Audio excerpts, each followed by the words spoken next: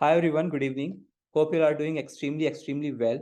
As you all know, today we have an event of how to do product marketing.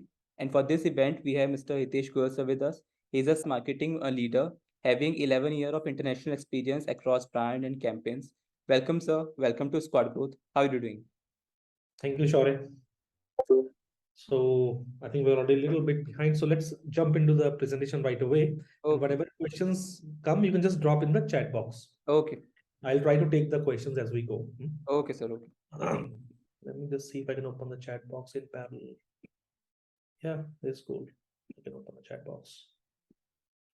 All right. So everyone, and I believe what I've been told by Shaure, everybody is a student in this webinar. So I'll try to keep things a little simple. But again, I think it's very hard to distill my years of knowledge into such simple things that fast. But I've tried.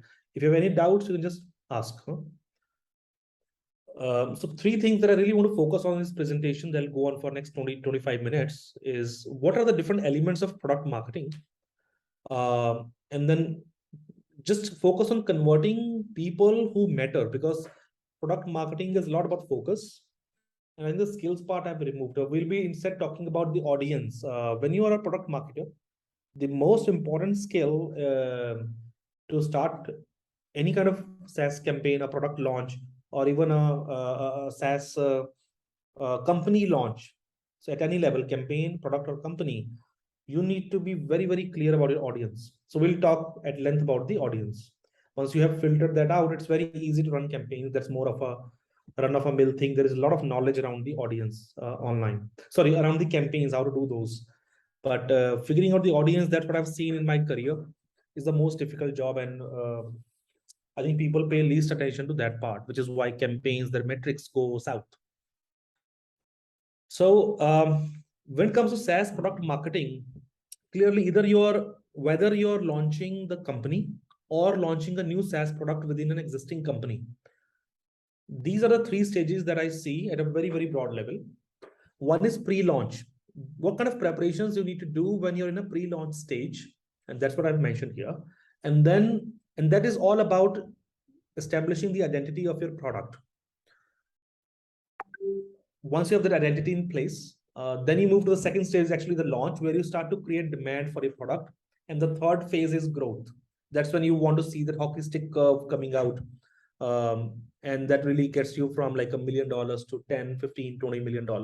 That is all the growth phase. So demand phase generally can be pretty long. Identity phase depends on your team size. You can prepare the whole thing in 6 months, set up the identity of your product and your company. But demand phase takes long. And that's where the most patient marketers succeed. And then growth phase is fast. If you pull the right levers, growth happens really, really fast. I'll just go through these elements. Maybe some of you know these. Again, these are standard words from the marketing jargon, but pre-launch has to be again, I'm focusing on the audience segmentation. It's very, very important to know your audience and then segment it. I think this word has been thrown out a lot, but we'll see like what kind of possible segments of audience exist out there. What is the broad framework where you can use to segment your audience? Then go-to-market strategy is really, really important. Positioning of your brand and your product. Messaging, which of course dovetails into the positioning that you have created. And this messaging sort of spreads across all kind of sales and marketing collaterals. That is the pre-launch phase. That is set. Then you can build all sorts of web copy, your brochures, anything. You're good to set for the launch.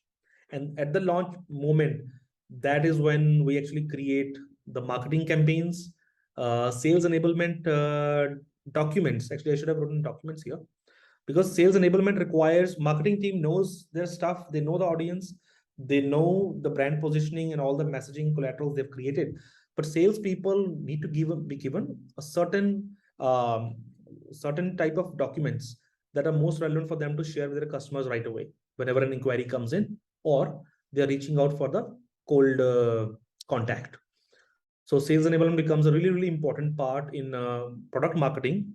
Just to give an example, I started my product marketing career in 2011 with Samsung in their headquarters in South Korea. So we had 30 members, just sales enablement team.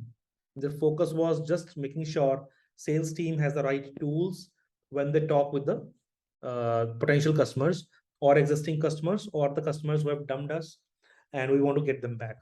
Broadly, these are the three major categories. And of course, marketing campaigns, everything from digital to events to PR. That is a state of the art thing. Most of people know. And then, of course, customer feedback. It's very important that in the launch phase, we set up the mechanism for customer feedback, because once you roll into motion, it's really hard to set things. And maybe say after 6 months of product launch, you've set the customer feedback in place. Technologically, you can do that, but the golden information that we lost in the first 6 months of what your product is doing in the market, how people are perceiving it, where they're facing challenging in the usage, that is very important. I'll tell you, first 6 months are most important for the product, because the demand phase is not just about creating awareness and consideration for your product, but also creating a heavy amount of customer feedback. So you know that the next iteration, say you launch your product in a beta phase, or maybe it's a soft launch. Now, what will your full version include? Your customer feedback journey is going to decide those components. So make sure, any of you who are interested in product marketing, study customer feedback a lot and how to set up customer feedback loops. The third part is growth, and everybody's talking about growth. I see in India there's a huge emphasis on growth, but unfortunately, what I see largely is low-level hacks. And I don't even consider those kind of hacks which are doable at a corporate level. Those are the hacks that, as an influencer, as a one-person company, you can do that. But for growth at large companies or a product company, there are three things that we leverage. And this is what primarily what I learned when I worked for three SaaS companies starting 2015. They were all Series A funded. We were heavily into growth. And this is a very important framework that you can remember and will help you for next 40, 50 years. This has not changed. You have to increase the number of users, the number of uses, and the amount of usage of your product. If you increase your product consumption at all three levels, that is when you succeed. And we'll talk about it with a good example. How can you increase the number of users, uses of your product, and the usage time of your product to gain growth? I think the world of product marketer is a larger known effort, part of which we have talked previously. Again, audience positioning, pricing strategy, voice of customer, and market research. And the second element of the product marketer world is metrics. Broadly, these are the key things that a product marketer is most focused on. Now, metrics is a huge range. What I've written here is very high level, but generally for a product, now the way things are evolving now is companies try to focus on that a North Star metric. And you might have heard of this. There's a book called North Star metric by a company named Amplitude. I think it's a very good read, 80 to 90 pages, freely available PDF out there. Everybody should read it. Idea being that there is a one metric that will define the success or failure of your product. That is kind of a growth metric or demand metric that you want to set up. That is it. And largely, you'll be surprised. Most people think that metric could be in the initial phases, especially like leads, opportunities, win rates, maybe ARPU. But largely, that metrics is never one of these. It's more around the usage and the number of uses that a product has. Because once you have tied the usage and the number of uses, number of ways a person uses a product, now you're very certain that the revenue cycle will grow on its own. So you don't want, so this is sort of consider it a second order metric, but that really defines everything out there. Now that's very important, because most marketers, even today, they focus on leads, opportunities, win rates, and these are definitely first order metrics, very easy to track for sure. But first order metrics, they under the belly of all these first order metrics, like for example, I just told you the second order metrics is uses and usage, they get lost. I mean, you will see probably more leads, more win rates, more ARPU coming. But for a product marketing company, the real growth happens 5 years or after. That's when you try to become a 100 million or a $1 billion company. Now, if you just focus on the upper metrics, which is also happening with a lot of large ed tech firms that you might have noticed recently, that's what they did. This is the problem they go into 5 years down the line. They start focusing on difficult. They start focusing difficulty in creating, in making sure customer uses it. What happens? They never get to renew in the sales cycle. How to reduce customer churn rate? We have a question. And what is the average customer acquisition cost? Very interesting. And I think, again, from top of the mind, these are the questions of first order metrics that you've asked. See, there are many ways to reduce customer churn rate. And the most important is the uses and the usage part here. If you can make sure the product that you've given to somebody, say, somebody's using, we'll talk about some new products like monday.com, if you've heard of any SaaS product, Facebook or Instagram. If you can make sure people are using it in multiple ways, not just to post photographs or just share their stories, you're ensuring that the customer churn is lesser.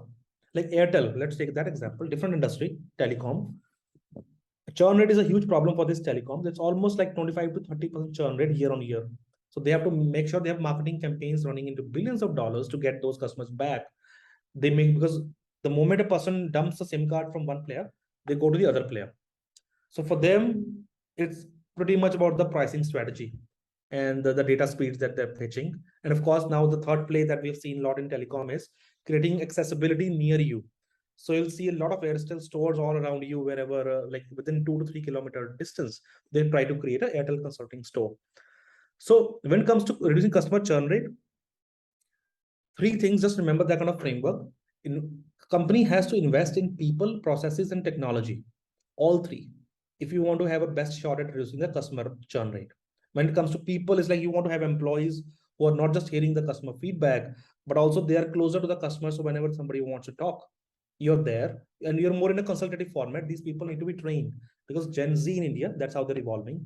They they they've gone beyond that old school transactional dealings with the retailers. So if you go to any Airtel store for that matter, you will see the difference. Same goes for Samsung. You see the smart cafes. Apple did this thing back 20 years back because they understood this is the investment in people. And then, of course, processes and technology, making sure everything is smooth. Either you want to return the item, you want to know more about the stuff, about the product. Uh, Now, technology part comes in, like, for example, any product, especially a SaaS product, has a lot of moving parts and you can't understand everything from day one. Example being, I think financial trading has been big on the rise in India for the last 2 years. And you will see all these financial traders and channels coming up. There are a lot of different tools have come on the radar, which help you in trading. Previously, it used to be just big banks like ICICI sharing their trading platforms, stock trading platforms. But now there are a lot. So now to understand what is what, that's where technology can help. You need to have all your content placed in a good place on the website. Also have chatbots plugged in, so that anybody who comes, they just want to know, hey, how do I sell options? They get to that particular article. In fact, very interesting example, my last job at Schlesinger Group. So Schlesinger Group is a very, very large consumer research firm, and we have so many services. When a client used to come to website, they used to get lost on our website. So imagine a burger chain in Los Angeles. They want to do a quick survey with us. They want us to do a survey for them, more precisely, and they're lost. So what we did last year in September, we just implemented a chatbot, and our conversions just from the website, it's not even good to reasonable to compare, because previously we had very, very few, like 70, 72 every quarter. That jumped through the roof to about 300 to 325, I get 325 every quarter, because now chatbot is able to interact with them on regular basis. Now this is I'll just not talk about chatbot because that has been around for like 10 years. Yet most companies, especially SMEs, small SaaS companies, don't use chatbots yet. I think they are immense value. When you go to any company, work for them, just implement a chatbot and you'll see the results, because this just works in SaaS regardless. The second part is you have to be aware of technology. A lot of new things are coming up, haptic feedbacks, blockchain, VR. Now Facebook recently, this week, launched their new VR headset. As marketers, we need to think how we can leverage these technologies to make sure we're in constant contact with the customer and making sure they're happy using your product. Now this can be at a big tangent, like how do you use blockchain, say, for any kind of SaaS product that you have. But maybe you have to find ways, whatever works. It's good to be aware of those technologies. Average customer acquisition cost, see, that really varies. Let me give an example from Schlesinger Group. We used to target customers, companies in US and Europe. And so, okay, it varies by, again, it's a huge world on its own. I can have a 50 slide PPT on this, but Customer acquisition varies by the type of audience. So you want to acquire somebody in a tier 3 town, and the kind of campaigns you will do there, probably more of outdoor OOH campaigns, we call them, or events. Vis-a-vis, you want to acquire somebody digitally, it just changes the whole game. And of course, the system now is very intelligent. Everything from Google to Hotjar to everything else, they know who the user is. So depending on your capability, what level of education, what kind of profession you have, it varies. I'll tell you. Shwasinjay Group, say a burger chain from Los Angeles, they want to do a survey with us. We want to reach out to their CEO. Okay, we run an ad and he sees it. He fills the form. Hey, I need you to do a survey for us. That person will cost me anywhere from $90 to $100 to get them. A small company, 15 people. But if I'm getting a hospital, which is I'm really dealing with doctors level people here, that costs us $300. Lawyers cost us $600. So our lead generation cost across board was very high. It was in the ballpark of $500 on average. But the good thing is, although my acquisition cost is $500, the amount of revenue they're giving me in the first project is anywhere from $2,000 to $5,000, and the lifetime value is way more. You do one survey with us, you'll probably do more. So by industry, we know how many surveys they're going to do with us. That's how you map your CAC. That this is the amount of CAC I can survive with. This is good for growth. So reducing CAC, of course, is the key initiative. When we implement chatbot, our CAC came down to $15. That's the beauty. And we were dealing with the same level of diverse audience. Even doctors and lawyers were coming through our website, and now they were converting without having us show them ads. Some companies where I worked, Samsung, even Zimperium, that's a mobile cybersecurity SaaS product. We used to do large events and PR. So I was part of this giant PR campaign where we got about 600 mentions from all the big wigs. So, I mean, you have to like really figure out the cost at the beginning of the year, or at least the beginning of the quarter, and see what kind of CAC things you're going to go with. In India, for example, uh, I know you work for edtech or you work for restaurants, and it depends on your channel. You're getting acquiring customers over Facebook, Instagram, or WhatsApp communities. There are a lot of different ways. Your CAC will vary a lot. I would say largely it's a 5x range between CAC depending on the kind of channels you use. I guess I have a slide about channels as well. Probably we'll see that the whole range of channels that exist out there. But I'm happy somebody asked about customer acquisition cost, because now I see that you are a very educated audience. So I'll try to skip some of the very basic slides, and that's good.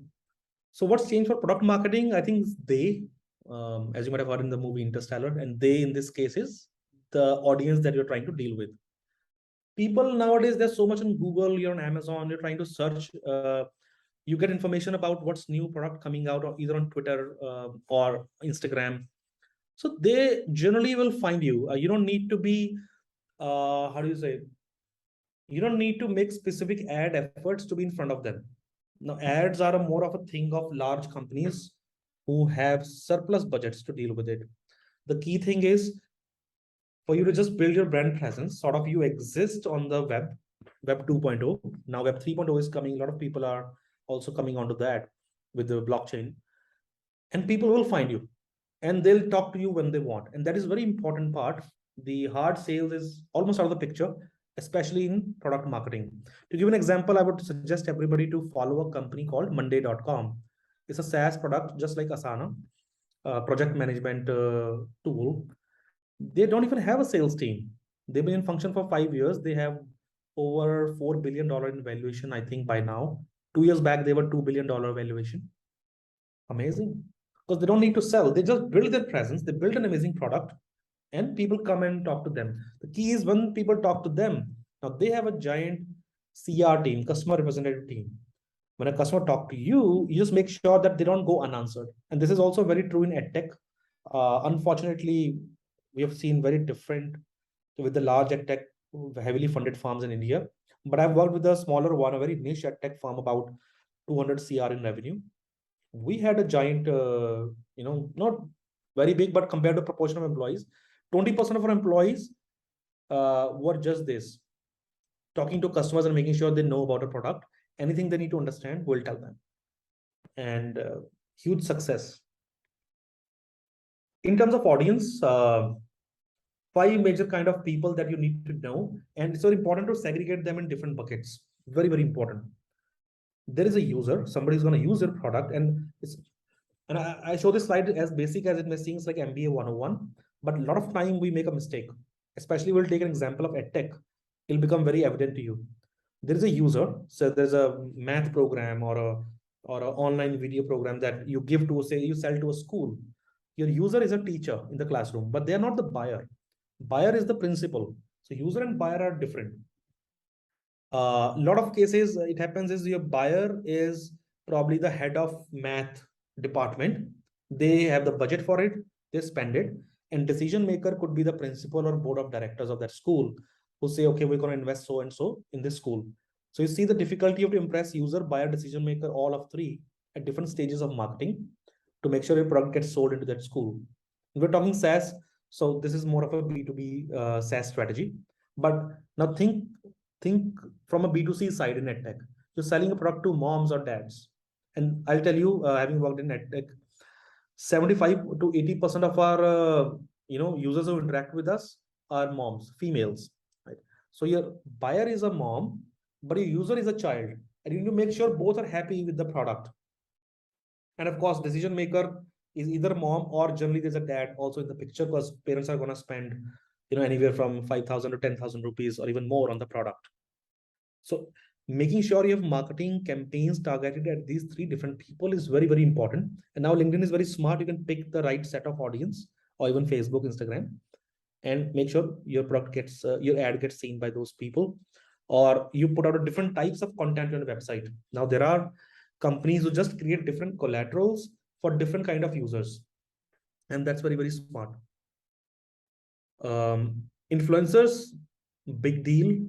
So influencers is like, in edtech it's a little obvious, somebody who's bought your product or somebody who's very aware that your product is great, but I can't use it. It's not useful for me. But I can tell 5 people, okay, this is a great product. If you want to use it for your child, you can use it. Take example of this organic products, Mama Earth, Organic India. A large population of people are influencers. They're not buyers. They're not users. So it's also important for you to reach out to influencers, not just the users, buyers, and decision maker. Now, the key thing is the way now the what we'll start to see this is we're actually covering the complete universe of people here, and we'll come to that in the next slide. And then there are deal breakers, of course. There are always elements that you need to identify in your audience who will try to sabotage the sales of your product in a particular organization or a particular house. And it always happens. Say, and again, taking example of edtech, you go and like the dads are like, leave it. We don't. It's not very important at this point. So a lot of marketing content is also important to address the deal breakers, worries or cautions that they have, or the concerns they have around not buying a product. We call them in the marketing lingo silver bullets. It's like they are sort of vampires, and you need silver bullets to hit them with the right thing, so they understand the value of the product. So they're no more a deal breaker. Do we need to create a new type of SaaS product because there is competition in some particular domains? I'm not sure where you're coming from, but ideally, the way I see it, it's all about your business plan. Like whatever business you want to do, that will define what you want to make. I mean, it shouldn't be depending on if there is competition. So I will make something else. Like it's what you want to do, or if you want to can be a little bit more specific in your question, that'll me help. That will help me answer it more precisely. Just drop in some more ideas, specifically what you want to ask, and then I'll cover it. Okay. Talking about the content pillars now, because you need content to affect all this level of audiences, 5 level of audiences, and we're gonna do a more deep dive into that as we talk about SaaS. I believe today, as of 2022, these are 3 pillars of SaaS marketing. And if you look at all the big companies, I don't mention their names, just go and look at their ad campaigns. Look at their go to Ahrefs, look at their you can see all the Google ads. Go to LinkedIn, and every company, if you can see the ads of any company in the LinkedIn. You just go to the company page, and there's a ads page. You can just see it's openly available. These are the last 3 pillars that have come up and that really resonate with people. And I'll tell you where these three people come from. They're more of a B2I marketing, like business to individual marketing. Now businesses are trying to talk. Their lingo is in a way that they're talking to you. It's no more about putting content out in a passive voice. And that used to happen a lot until 2015. And I've seen that with large firms like Samsung, a passive voice content and customer, and that is largely informational. But now you just want to build either trust or empathy or showcase your creativity depending on the kind of SaaS product you have. Or you can have a mix of two or three of these across different campaigns. Like, for example, if you see any Adobe campaign, it's 100% around creativity. And when I say creativity, like anybody can create good Photoshop images, right? Creativity is like how you are showcasing that your company is very innovative because you're a SaaS company. So you have to show that you're very innovative and you will be around 5 years down the line. I'll give an example. If somebody have used Asana or Notion or Trello, any of these SaaS products, once you go into the ecosystem or even Dropbox, once you go into a SaaS product ecosystem, it's very hard to get out. Even Salesforce, you have all the data inside. So SaaS audience is very, very concerned with the idea that this company should be around in 5 to 10 years. Are they innovating enough? So that's where the creativity comes in. You show your innovation. IBM does some of the best campaigns to show creativity, and that is not about imagery. It's about that we are innovating continuously our products. Check them out. We had just half an hour, so I deleted some of those slides that I had, but very interesting campaigns. And then, of course, empathy. Airbnb is very, very big on empathy and trust. They use these two main pillars. So is Monday.com. So the key is when you look at content, do not think of content as just the posts. It's everything. This trust and empathy should permeate your posts, presentations, brochure, of course, your imagery, your tone of voice. And I'll tell you, if any of you budding marketers or product marketers here, learn English not just as a way of good writer, but as a way like actors do. They can change their modulate their voice. Similarly, good product marketers are required to modulate how they write. Like if I'm writing for what, say I'm writing for Monday.com versus I'm writing for Samsung, my tone and voice of writing will change. That's a hard skill to come by, but I think once you learn it, it's a great asset for life. Because large part of what product marketers do in India is content, overseas as well, but that's it becomes a huge part of your job. So focus on trust, empathy, creativity. Technically, you'll never go wrong in your content marketing. That's where your content themes and your calendar will come out from. Now let's talk quickly about audience. But before that, I think we have a question here. There are so many social media companies. So is there a space for new social media companies? Oh yeah, there is. So I think the thing is, I'll put this. This is a red ocean, social media, a lot of companies, and then there is everything. Now see, Discord. In only last 6 months, Discord has come on Indian, ecosystem. Discord has been used in America since 2015 very well, but just came in India now. So when you talk about competition, sometimes you can pick certain geographies to launch your product where nobody's using such thing. I think that's very, very important. I'll give you an example. I have multiple ones. Like Kakao Talk is a WhatsApp of Korea, but they just remained in Korea. They never came out of Korea, never hear about it. WeChat only in China, only in Japan, and the rest of the world is WhatsApp. So social media platforms can also vary depending on the geography. Plus, now it just requires enough grit to make sure your project, whatever new product you want to build, is successful.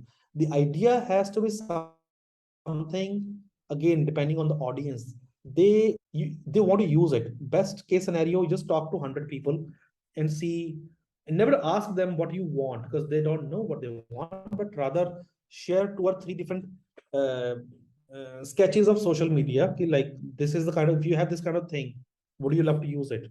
You get a fairly good idea what they want or what they don't want. I've been a big fan of consumer research, so I've been doing it for like 10 years now. But that's very, very important. I'll give you an example of social media platform. Like this idea came in back in 2012. Uh, there is a social media platform, for images, then there's for posts, there's for videos. There is no social media platform for emotions. And I think that is the next big frontier. If you can build a social media platform that just taps or records your emotions, And brands can see that, just like they can see your posts on Facebook or images on Instagram. They can show you the right kind of ads to go with it. Now, emotional capture has been very manual right now. If there are some apps, so you have to like really tell them manually, hey, how do you feel today? But slowly with the advancing phones, it's getting better. For example, you can record your heart rate and stress levels, and that can generate indirectly your emotional level plus some manual inputs at that.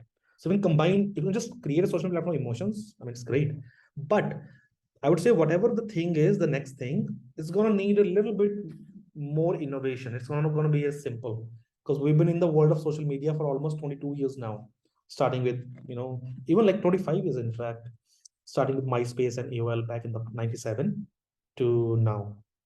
And if you really want to do social media, check out blockchain. So there are almost every other month there are new social media platforms coming specifically in blockchain. If you are early in there and you can build a community, you succeed. So you see, geography wise, technology wise, and even product wise, you can find new areas that you want to build.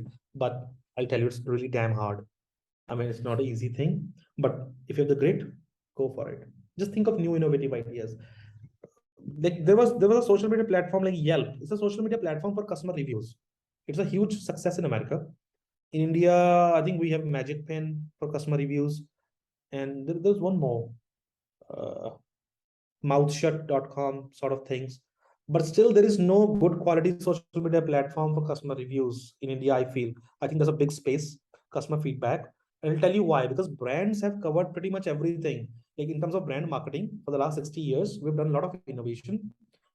One area that's absolutely vacant across companies, and I'll tell you because I work with large and small companies, is customer feedback. Very little work has gone there. So if you can build something in there, that'll be really cool. I think Magic Pin guys try to do that, but that is very rewards based. Check out Google reviews. No rewards, and people are like putting their reviews just like anything, and they have zero reward opportunity.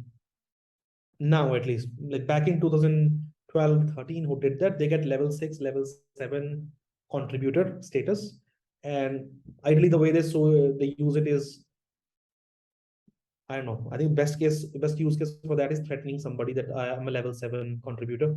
I'll put a negative review, so people get really scared. It happens. But otherwise, there's no incentive.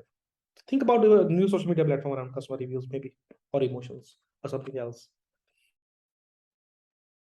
Audience and so let's talk about audience. There are like three different verticals of audience. One is the audience that is not your customer yet, and these are the like large buckets, and you need to put your audience in these buckets. Now, this is a very generic statement when I say put your audience in these buckets, because what do you put? Like, what do you think? At a very granular level, it'll come down to you'll have an email list. You will segregate your email list based on these categories. These are informed customers, they're engaged customers, fans, haters. And you'll send them specific emails, like down to their email and phone numbers. A SaaS company should be able to segregate their audience. I'll tell you, this is like a high level framework, but in my Splash Math, it's a tech company focusing on K to 5 math program. Um, we had 108 types of different audience sets just to make sure we know exactly when, and each audience set had no more than like 20,000 people. And that helped us cover pretty much entire America. So sometimes you have to go to that length because that is the grind that leads to ultimate success for you in a SaaS company. So persona fits. We didn't talk about persona, right? Okay, here we will the next slide. We'll talk about personas. Like, do you guys understand about the buyer personas? I'm not sure how many of you do. So depending on that, I'll spend time on personas. The informed customers who know about your product, the engaged, somebody So who's huh? let me ask the community that they know about. How many of them know buyer personas? Then there are engaged customers. Engaged as in somebody who's just downloaded your PDF, somebody who's gone to the store, they've checked out your product, asked for the price. That level of engagement is enough because those are the ones you really want to sell and sell well, not sell hard, sell well. As a So product marketer, no. 7 to 8 people know. Rest 10 to 12 don't know. Got it. So you just go through that as well. Then there are fans, then there are haters. Very different kind of messaging for all of these five. There's a whole topic on its own, how to create messaging for all of these five. But when you start creating, it's an entirely different messaging. And what do you want? Basically, when we say messaging, thing is, what do you want them to do next? So for fans, haters, engaged people, informed people, you want to do entirely different things. And then there is a whole bucket of segmentation. Once somebody is your customer, they, as a SaaS product, there are three categories largely. One, either they're trial customers, they've taken a trial of your product for free, or maybe they use it for a month or two. Then there are current customers, ongoing, who are paying the subscription for your SaaS product. And there are loyal customers who have been with you for like more than 1 year or so. Again, depends on the SaaS product. For EdTech, 1 year is not a loyal customer. 2 to 3 years is a loyal customer. So you'll have to set your metrics. But for a company like Monday.com, 12 months is a loyal customer. Or even Slack, 12 months is a loyal customer, because in 12 months you've put in so much data in Slack or Dropbox or Monday. Now you'll never go out. This the odds are against you. And then there is a last category. These are the people who have used your product, but they've abandoned you. We call them lost customers or long abandoned. And of course, you want to bring them back. Love you, miss you emails and all that stuff we send to these long abandoned customers to make sure some percentage of those people they come back. Now, this is where your customer research comes in. You need to know, like, say, I have over the last 5 years, 150,000 customers who have abandoned us. I don't even know why they abandoned me. Maybe they didn't like the product. Other segment, maybe it was too expensive for them. Third ones is like, okay, my kid, say we're talking about edtech. My kid has graduated 10th class, so now I don't need to use the edtech product anymore. Fourth is I didn't like the product at all. The different categories. So there's no point sending emails and ads and organic posts to these people unless you know who are who. So it's very important to run a customer survey with these people. And these days, customer surveys are easy. Online, just send them questionnaires. And the amount of people among those 150,000 who actually answer your surveys, they're your best bet. At least you can segregate them. If somebody, you see an opportunity, they can reuse your product, you try to convert them and not just go everywhere. Because as a SaaS product, your bigger market is here. But you also want to make sure that the abandoned customers come back, because sometimes some of these abandoned customers turn into haters. And as a SaaS marketer, it's very big responsibility for you to make sure that doesn't happen. So it's important to keep in touch with the abandoned customers and try to see if they can come back. Now, talking about personas, and this is a big thing in the audience, and you'll see a lot of talk about personas everywhere. But again, in my experience, I've seen very, very few people who can actually create personas. It's a very hard thing. I'll tell you how. People can say, somebody comes in, we hire a consultant. This happened to me. Okay, make us a content strategy or digital marketing strategy. But end में, they build a strategy only karna kya hai? That's a big thing. You never know. So the same thing happens in buyer personas. It's a very difficult task.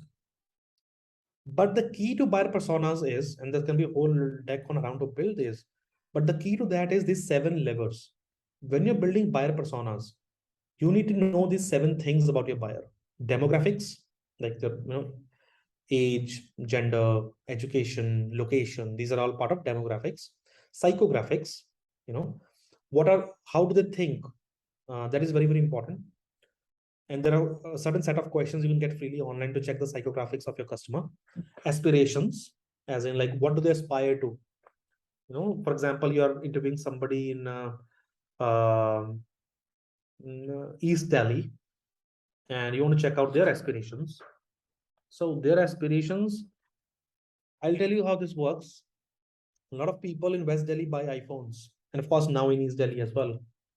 And rest of their life is not in tandem with the iPhone purchase, but they bought iPhone because of their aspirations. So there are at least 2 to 3 different products they will also buy because they have that set of aspirations. You just have to figure out what kind of aspirations they have. And it really depends on your product, the kind of aspirations you want to tag along with. Then there are priority initiatives. This is very important, especially in B2B, but also in B2C. It's like you ask your customer, what are your priorities for the next 1 year? And if your product fits into their priorities, that is when you can make a good sale. And these personas are not built like by interviewing 50,000 people. You can't just do that, but you just interview a small segment, probably a 500 or 1,000. And that also, you can't do everything over phone. Ideally, companies do it is, and the way I have done in the past is 90 to 100 customers I'll interview over phone. and then rest over email surveys. But that gives you a good idea on because you have a demographic element associated with it. So you know how people in that region might think about their aspirations and priorities. And that sort of holds true. So priorities and initiatives are very important, especially when you're selling your SaaS product to companies. Every company has an agenda for the year. Say Organic India says I want to open 300 stores next year. That is their priority. If you can give them a store, give them a tool that is a good CRM that's easy for them, low cost. 300 stores is a lot of capex. But if you give them a low cost CRM tool, that's important for them. Success factors is very, very important. That's most marketers miss out on. It's like when you sell your SaaS product to someone, ask them, if you use my product, what do you think success will look like? What will happen in your life that will, make you successful? Say I use an edtech product. Let's take an example of edtech. We ask the parent, like, what is the success factor if you use an X company's edtech product, a math platform or a science online video courses? Probably success factor for that mom is that my kid gets better grades. That's a success factor. Maybe it is that he gets he gets at par with the school curriculum. A lot of kids are behind. Maybe it's like they don't get ahead in the class, top of their class. Now, the importance for knowing this is you can create your messaging accordingly about your email campaigns.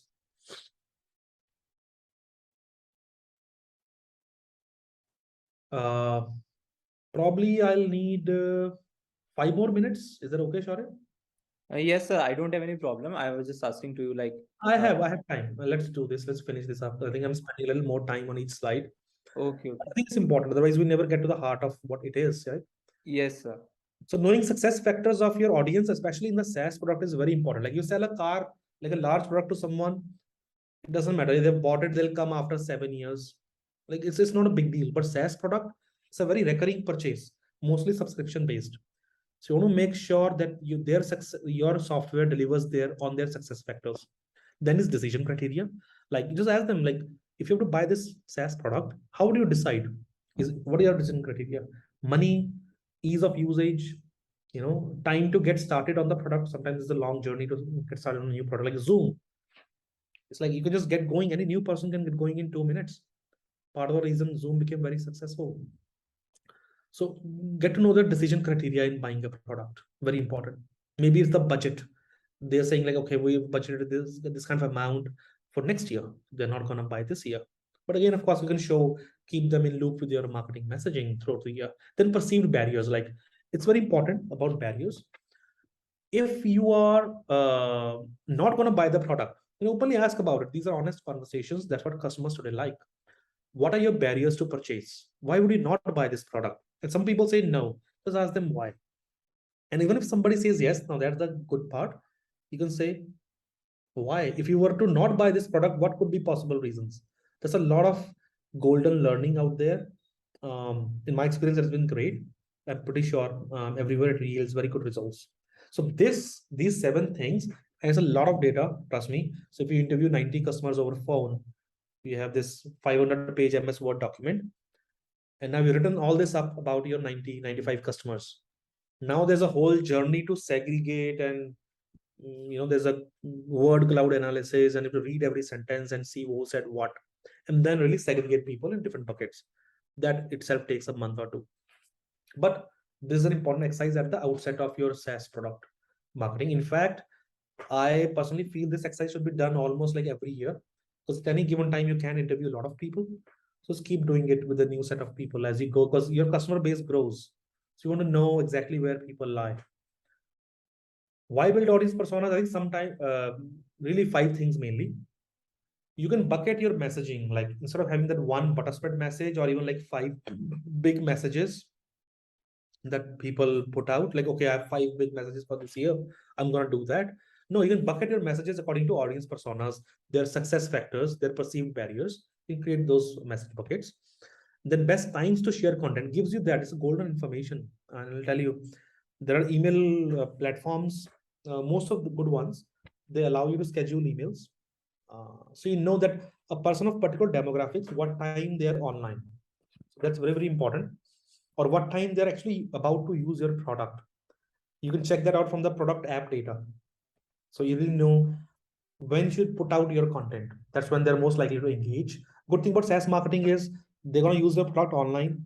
You're going to target them online. So the time matches. The ideal scenario is you just need to know people in this particular demographic zone, what time do they open the product? That's one of the, I'll tell you this on the golden metrics to figure out your best time to share. Because when they open your product, likely is they're online at that time. They'll probably open Facebook or LinkedIn or Instagram as well. That's kind of important. Ideal content formats, again, depending on your customer type, that derives from your persona. You can figure out your content should be PDF, PPT, infographic, stuff like that. Then what kind of ads should exist?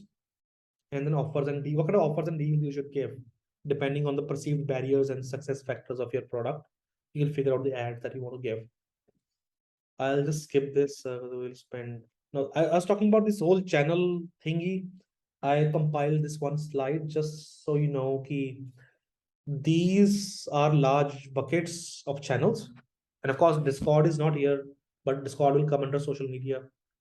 Now, you really need to choose which channel you want to pick at which stage of SaaS marketing. Now, talking about the stage, I'll talk about these are like really 5 stages of, or five, not stages because they are not sequential, they're all going at the same time, but like really 5 dimensions of SaaS marketing. When a customer is in a discovery mode, when they're engaged, when you've acquired them, when you are trying to retain them or upsell them, and when you're trying to create referrals through your customer.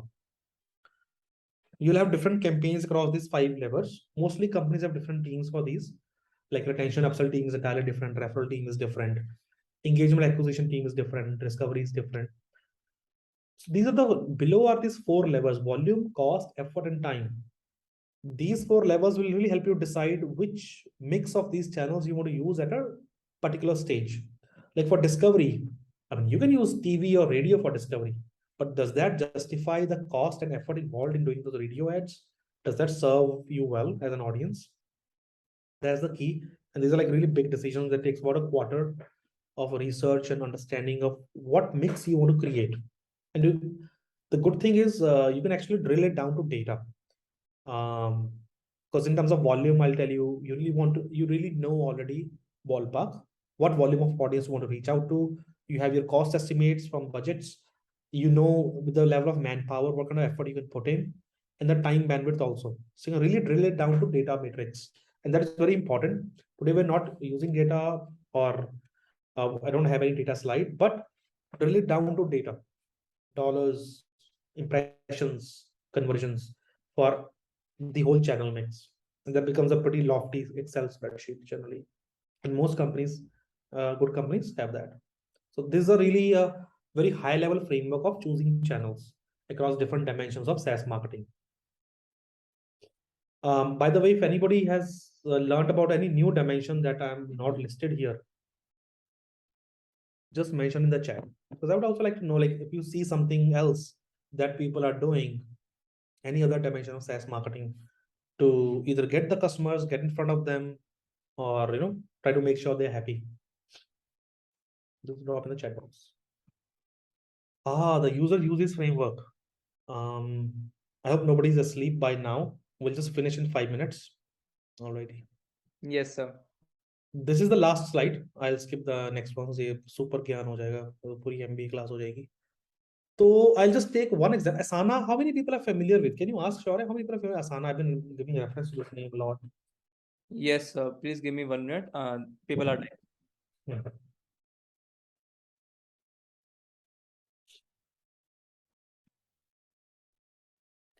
Sir, only one person know about it. Rest they don't know about it. So anyway, I'll give a general word for this. So Asana is a task management tool. Basically, whatever tasks you have in an organization, the boss has to give your tasks to the team. Who is doing what is the delivery date? It manages all the tasks at different times. And as a result, you're able to manage the whole project schedule within Asana. Now, if you were to launch this kind of SaaS product that is a task management / project management tool, initially, like when you launch the product, you would probably just want to focus on the department heads, like a marketing department head or a sales department head. They have a lot of tasks at hand. Let them plan their task and calendar and schedule in Asana. And that is how you see your early demand coming through in the SaaS product. Now the key is for each of these levels, usage. We'll try to see how you can expand these as you go into the growth mode. So when you go into the growth mode, there is a third part of SaaS marketing. You want the whole team to use the product, not just the boss, but also their teams, because everybody has their own tasks lined up.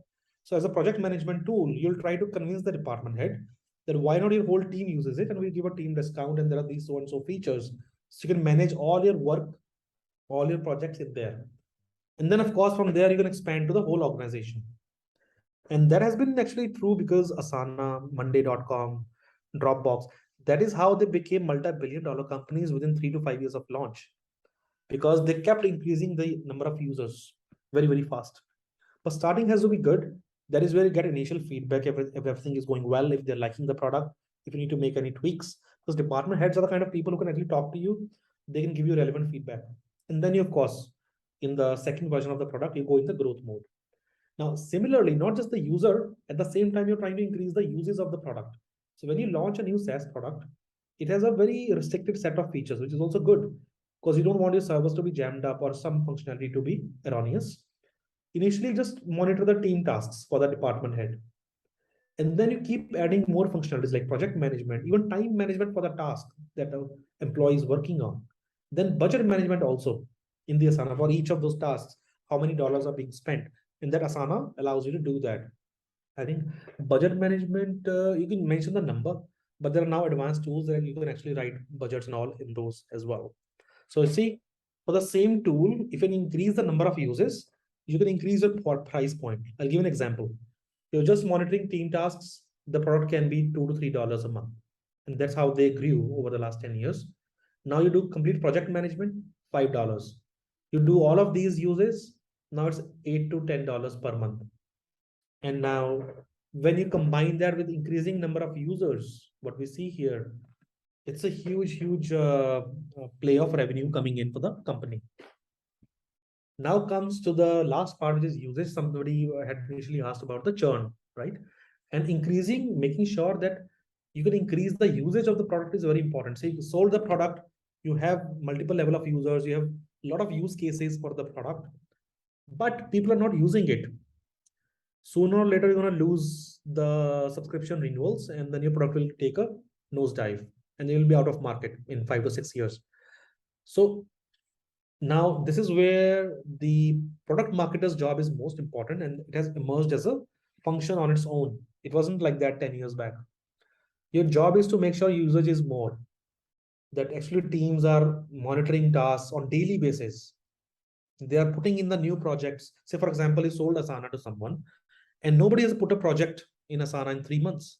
It's a problem. It's a responsibility of product manager to make sure it happens. Similar in edtech. You sold your, Byju's, say, video courses on tablet, but the child is not using it. Almost guaranteed they're not going to renew it next year. So it's a job of product manager to make sure they use it. And then there are different campaigns to ensure that most of these campaigns with SaaS are in product campaigns. So it's like when you go to the website or open the product, you facilitate the usage of the product. And these are called in product or in app marketing campaigns. It's a rather new thing, but very, very important for product marketers not to run marketing campaigns to outside, but marketing campaigns to customers. So they continue to use it more and more. Like our goal at our company Splash math program, it was a math app for American kids. Our goal was to increase their usage from 11 minutes to 16 minutes per day.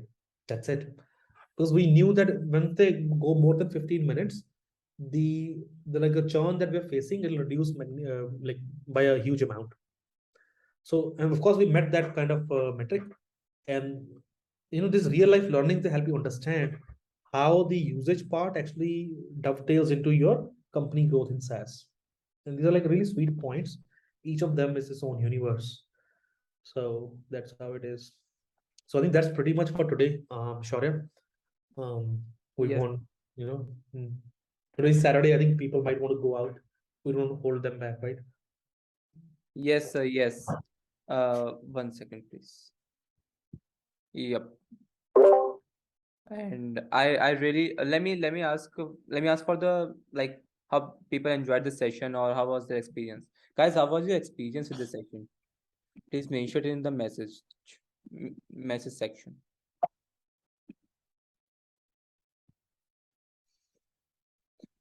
Yes, sir. The experience was really, really good.